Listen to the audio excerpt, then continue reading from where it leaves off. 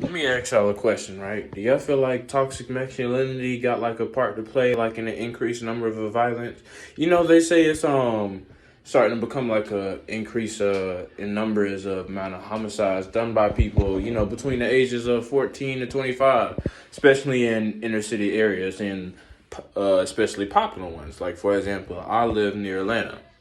I'm right outside. Well, no need to get to the specifics, but do you feel like that these kids that, even in some cases that don't have to choose a certain lifestyle, do you genuinely feel like when they put on a 21 Savage or Nudie song or, they watching all these interviews and just overall by the influence of, you know, um, they're just overall influenced by the genre of hip hop. And they could look at some of the top rappers right now, like say Thug and 21.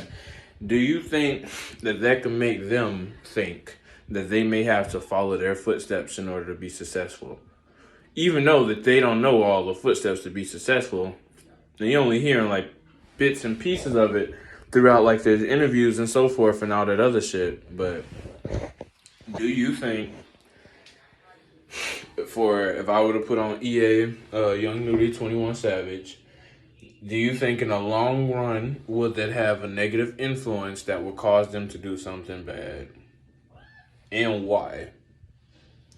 Because his argument was, oh no, that was already in them. The will or the well, you could argue everyone is capable, but his argument was that kid or person was already planning to do it, regardless of the song was coming on or not, was already thinking and feeling that way, or at least had the intent to have it.